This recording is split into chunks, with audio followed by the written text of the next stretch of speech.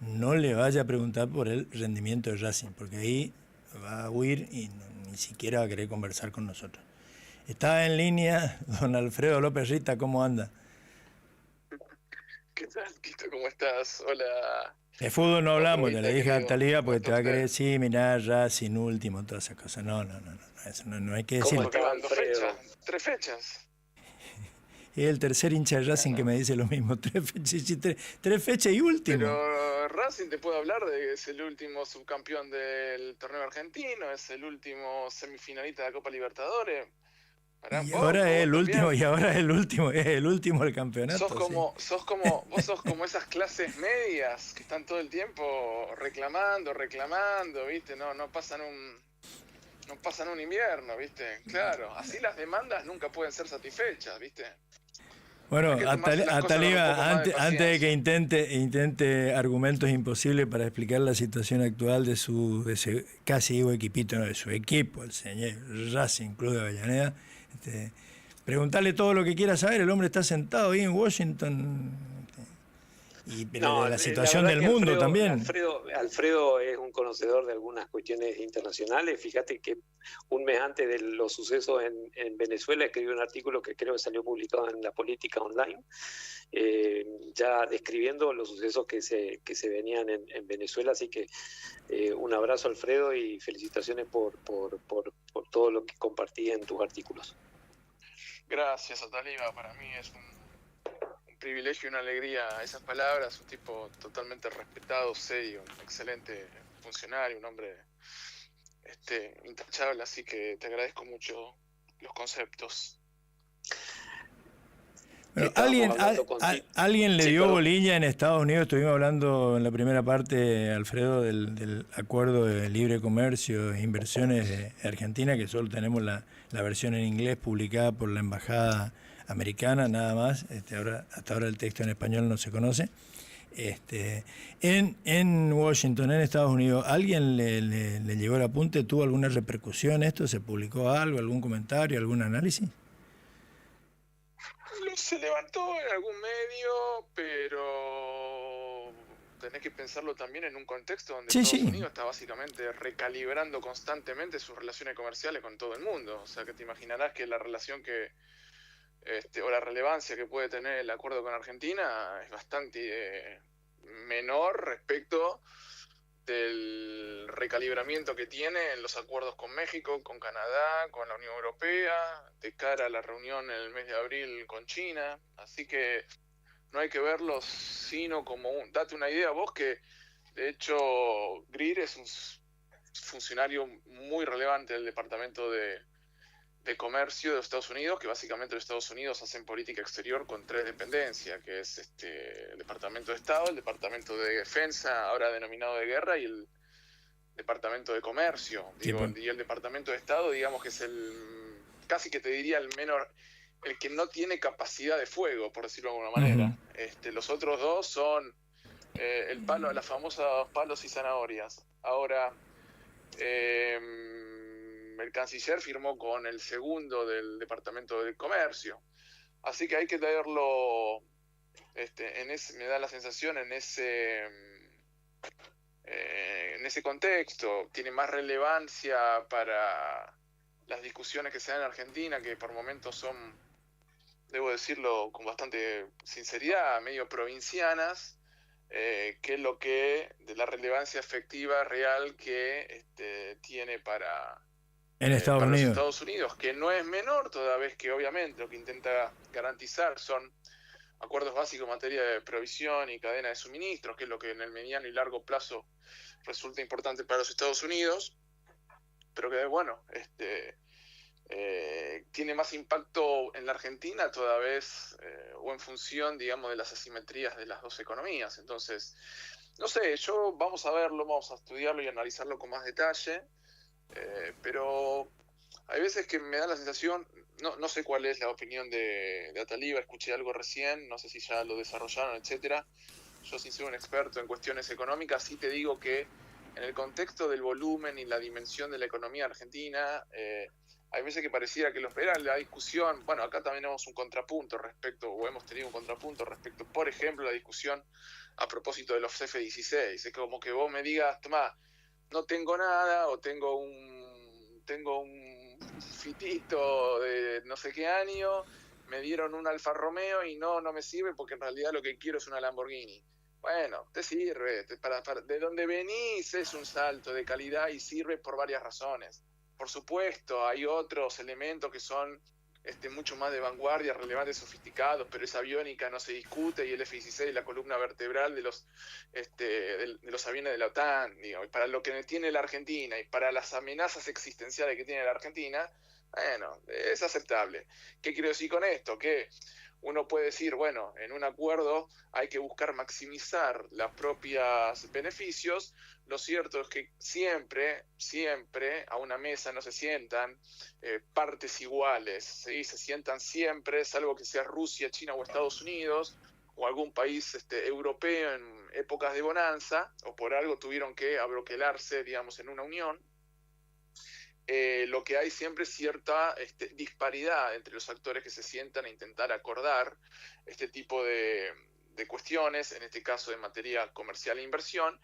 Y bueno, siempre sale un poco más beneficiada la parte que tiene mayores fortalezas, pero es así desde que estas cosas se tratan de tiempos inmemoriales.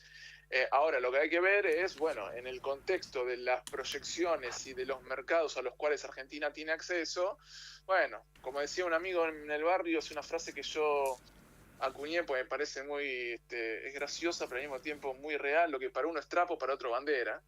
Entonces hay que ver ahí, en función, digamos, de las posibilidades que Argentina tiene en determinados productos, qué tan ventajoso es o no. Y hay que entender esto, a mi juicio: el mercado de la reindustrialización argentina no es Estados Unidos. El mercado de la reindustrialización argentina no es China. Entonces muchas veces pareciera que uno tiene que generar condiciones con esas superpotencias para que esas superpotencias de producción industrial o de la producción que fuere en materia de capacidad científico-tecnológica, lo que fuere, abran sus mercados, cuando Argentina claramente no tiene hoy por hoy las aptitudes o las competencias suficientes para ser competitivo en esos mercados. Por lo tanto, hay que ver esos mercados quizás como instancias para hacerse de bienes de capital, para hacerse de flujo de caja, para hacerse de dimensiones, y después discutir cuáles son los mercados naturales o razonables o convenientes para la Argentina, que esa es otra discusión, y a propósito del cual recién ahí a Taliba lo escuché hablar del Mercosur. Bueno, evidentemente el Mercosur y un Mercosur ampliado, porque eso me llevaría a otra discusión, pero que es acá es bastante, y voy a cerrar con esto para no extenderme, estar discutiendo qué tanto te desindustrializa Estados Unidos. Bueno, esto creo que lo habíamos hablado antes de entrar en el receso. Te desindustrializa Estados Unidos o China, y qué tanto está desindustrializado Brasil. Bueno, evidentemente el Mercosur es un acuerdo tácito de Estado. Los gobiernos en sus múltiples colores políticos han pasado y el Mercosur continúa, pero es indudable que el Mercosur, para la Argentina sobre todo, no por nada el que lideró el acuerdo con la Unión Europea fue Brasil, y fue el Brasil de Lula particularmente. El Mercosur se ha vuelto mucho más beneficioso para una economía de las dimensiones de Brasil que una economía como la Argentina, que evidentemente tiene algunas posibilidades en ese mercado, pero al mismo tiempo ese mercado ha logrado que buena parte de la capacidad industrial argentina se deslocalice en ese mismo mercado. Entonces son discusiones que hay que tener, digamos. Hoy por hoy no creo que se pueda pensar los riesgos de la desindustrialización con Estados Unidos y China sin meter en esa tríada a Brasil, y repensar un mercado regional donde los productos industriales argentinos puedan ser más competitivos en otros mercados que no tienen industria y que demandan ese tipo de economías, como puede ser todo lo que sería la región andina o todo Sudamérica por fuera de Brasil, ¿no? El mercado natural argentino debiera ser Chile, debiera ser Brasil, Bolivia, debiera ser Perú, Ecuador, Colombia, países de Centroamérica. Ahora, con megapotencias industriales como Brasil y como China, Argentina, que históricamente exportaba maquinaria ferroviaria a Uruguay, a Bolivia, a Chile, bueno, hoy es más fácil traerla de China. Entonces, cuando vos ves estos acuerdos entre Argentina y los Estados Unidos, en donde lo que se busca, según la estrategia de seguridad nacional, sobre lo cual hemos escrito recientemente, es tratar de neutralizar la presencia de esas potencias extrarregionales, hay que pensarlo en esos términos, es decir, si sale China de la región, probablemente hay mercados que pueden liberarse para potencias medias como la Argentina. Esas son las discusiones, hay que ampliar un poco más el foco de la discusión, no verlo tanto en las relaciones bilaterales o encerrarse tanto en qué tan bueno o malo pueden ser estos acuerdos, sino qué otras terceras puertas o ventanas para la Argentina abren estos acuerdos. Bueno, ¿alguna pregunta, Ata, o si no lo metemos en el tema del mundo completo? No, Tito, y te agradezco el tiempo y el espacio. Yo me tengo que retirar, tengo un compromiso a las 20, así que tengo que partir. Te mando un abrazo, Alfredo, y bueno, seguimos en contacto como siempre.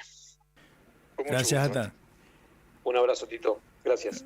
Salimos de la economía, Alfredo, y contame de la última vez que estuvimos hablando, vos de alguna manera lo estabas preanunciando que algo de eso iba a pasar, pero ya en enero, no me acuerdo si los primeros días de enero, se produjo el operativo para secuestrarlo, apresarlo, extraerlo, no sé, usan diferentes palabras, para llevárselo a Maduro a Estados Unidos. ¿Qué cambió en el mundo desde que la última vez que hablábamos en diciembre ahora? Me parece que las tendencias no cambian, las tendencias son las mismas. Pero evidentemente vos sobre la marcha vas haciendo demostraciones de fuerza y de capacidad, sea tanto para las contrapartes de la potencia que de alguna manera está desestabilizando el orden internacional, que es los Estados Unidos, particularmente a partir del gobierno de Donald Trump, con múltiples iniciativas, declaraciones, negociaciones que van al Board of Peace, al secuestro de Maduro, al recalibramiento de las relaciones comerciales internacionales, a la promoción, digamos, de opciones políticas en los países, un poco más en línea con estas nuevas formas de nuevas derechas, querés decirle, que es un término que me parece que no dice nada y que no me simpatiza, pero digamos es de alguna manera lo que facilita la expresión, la explicación. Un término más o menos usado. Claro, que más o menos todos sabemos de qué estamos hablando. Así que me parece que las tendencias generales no cambian, van bastante en línea con los temas que nosotros venimos diciendo acá desde el momento que hemos empezado estas conversaciones. Pero al mismo tiempo vos mismo sobre la marcha vas dando señales y muestras, no tanto hacia los actores, las contrapartes estadounidenses, que en este contexto para mí son dos, digamos, China y Rusia.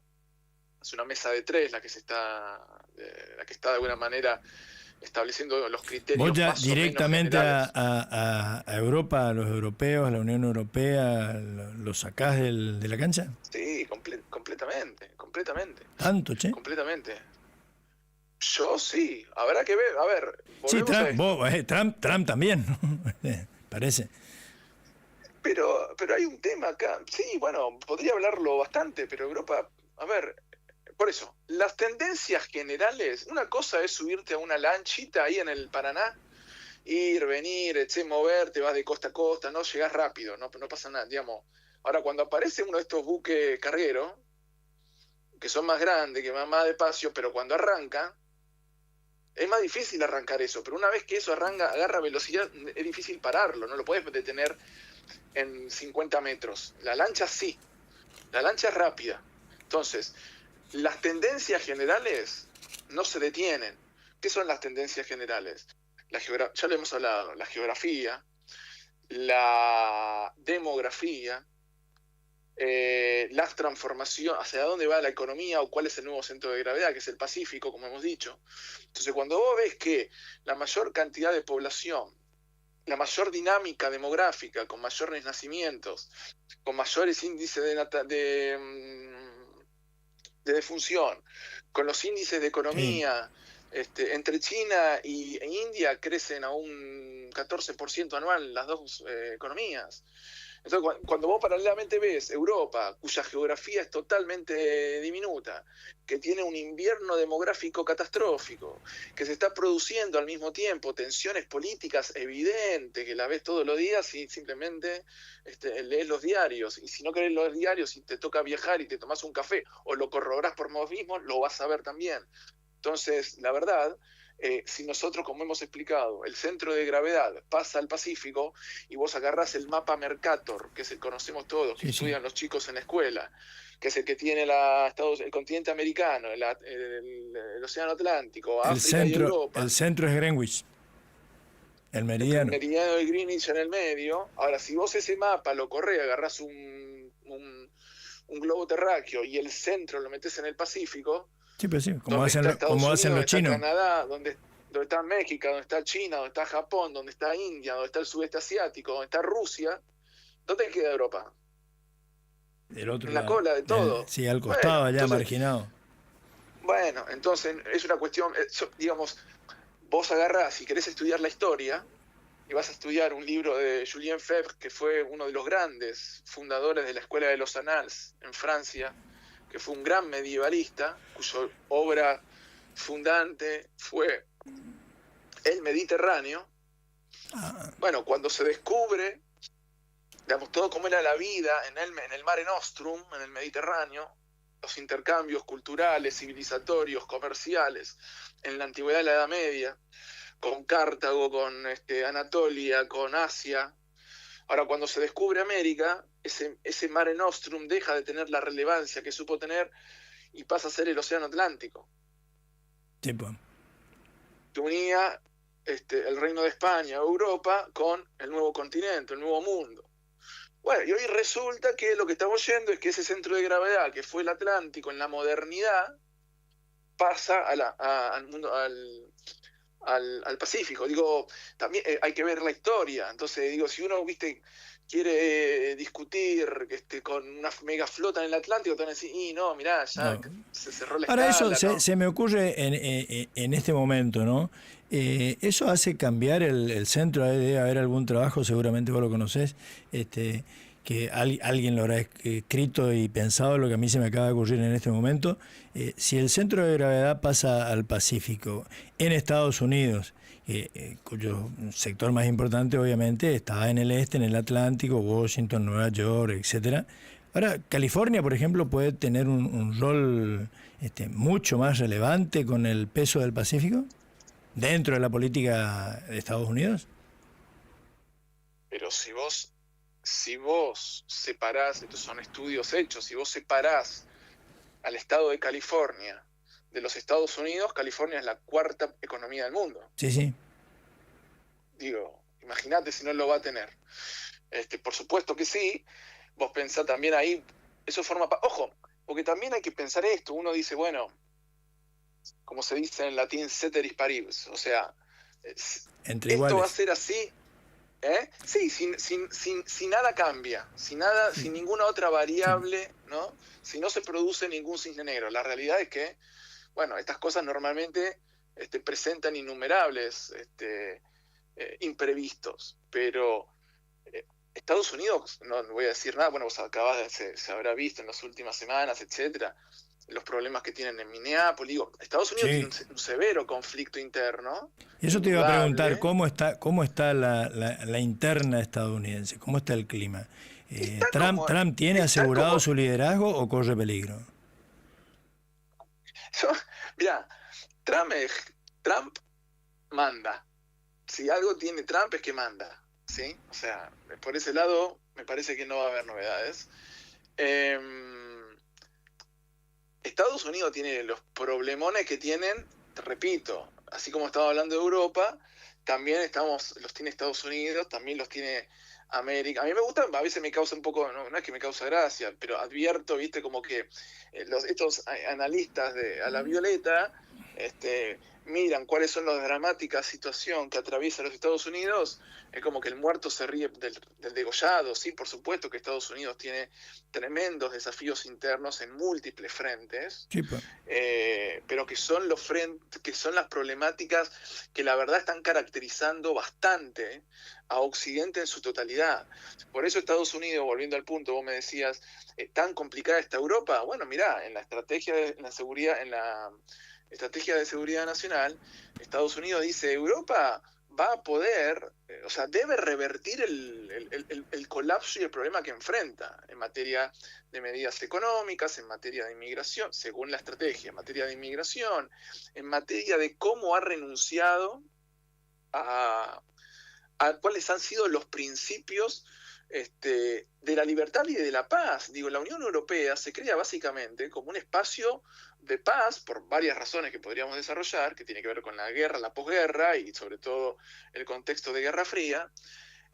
Y hoy por hoy, uno de los actores que están más involucrados en que de alguna manera torpedear los acuerdos entre Estados Unidos y Rusia de cara al conflicto en Ucrania es la propia Unión Europea. Claro. Hace poco salió una nota, ahora no me acuerdo el medio, lo leí ayer, que ahora viene Mark Rutte, el nuevo secretario general, tiene un año aproximadamente, secretario general de la OTAN, a cumplir el rol que en su momento cumplió Boris Johnson en Inglaterra, porque muchos le atribuyen justamente a Inglaterra estar significativamente torpedeando los acuerdos de paz, estos acuerdos de paz que podrían haber ocurrido hace bastante tiempo y sin embargo son actores de Europa los que están de alguna manera tensionando. Y es cierto, hay una mirada muy belicista en estos países, que además, así como están solos, digamos, no tienen posibilidad de mitigar una escalada en la guerra. Por eso Estados Unidos y Trump plantea y separa en los términos en que separa y acusa a Europa en los términos que acusa.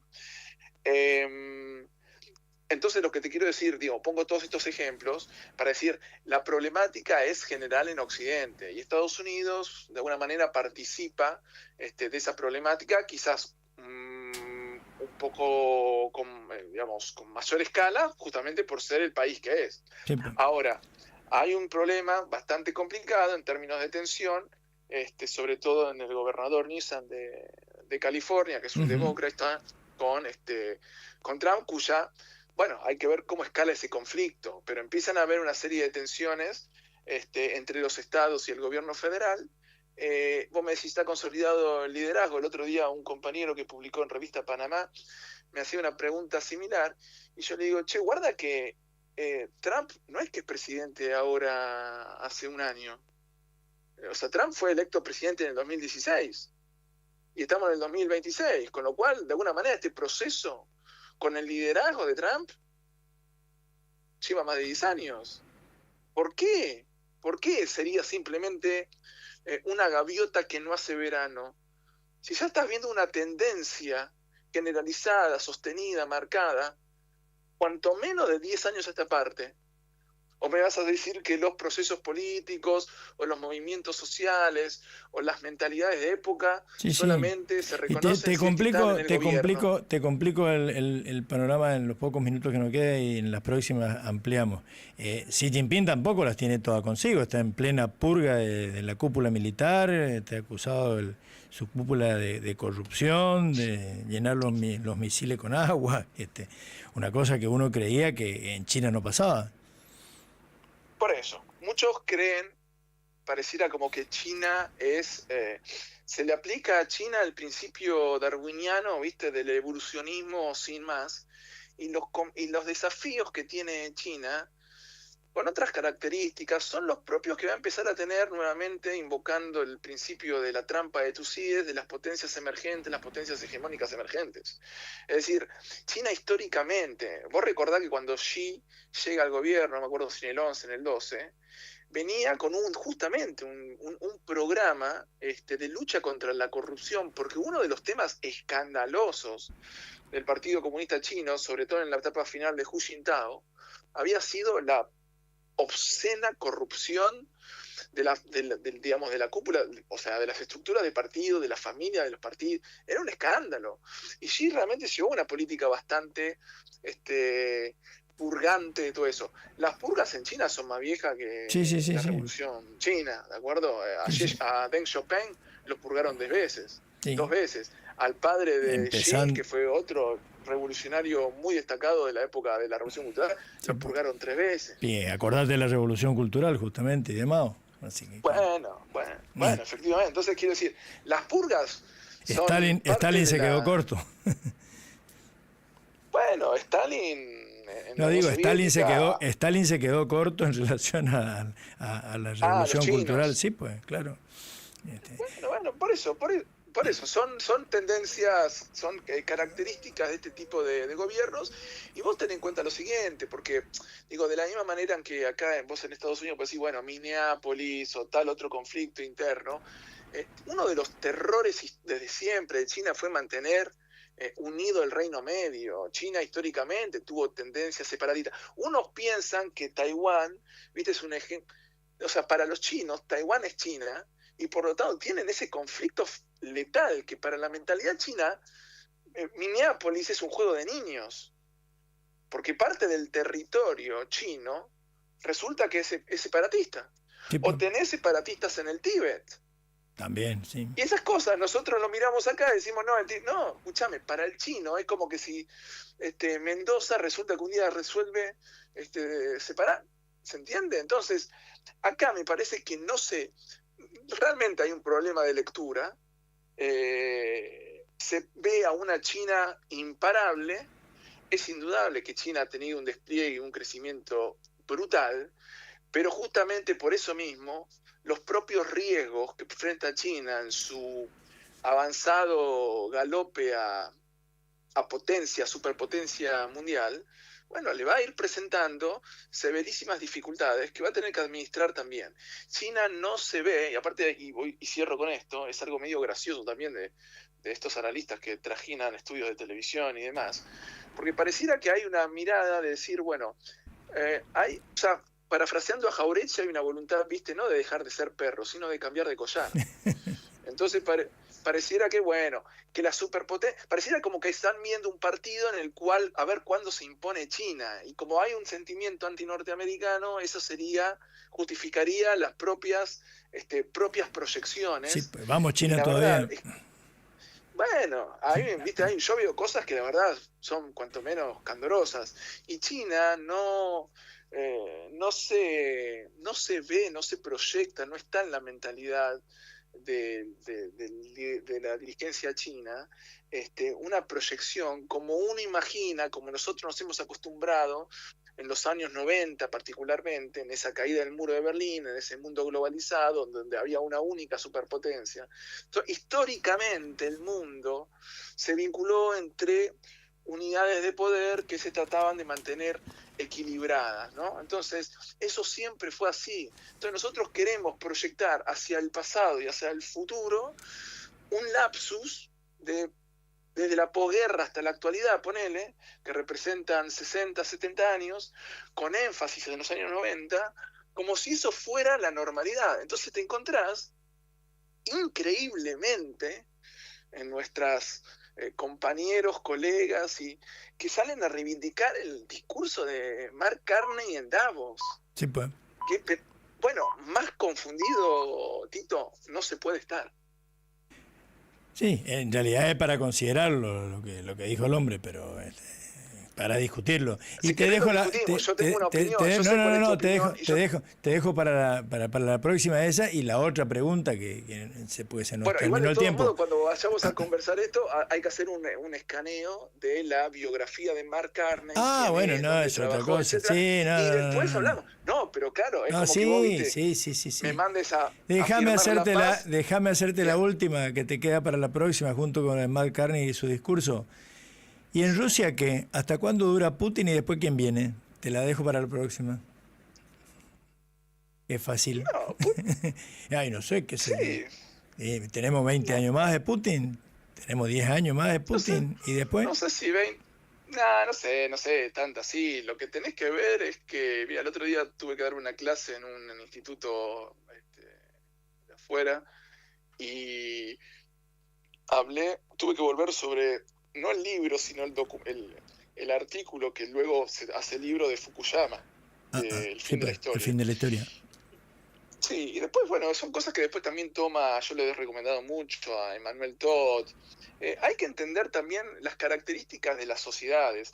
En China puede gobernar el Partido Comunista, que el Partido Comunista no tiene nada que ver con lo que fue Mao. O sea, es una China y son formas completamente distintas. Que piensa que Mao todavía vive en la China, lo tienen en un cuadro, pero digamos, ya después de Deng todo cambió.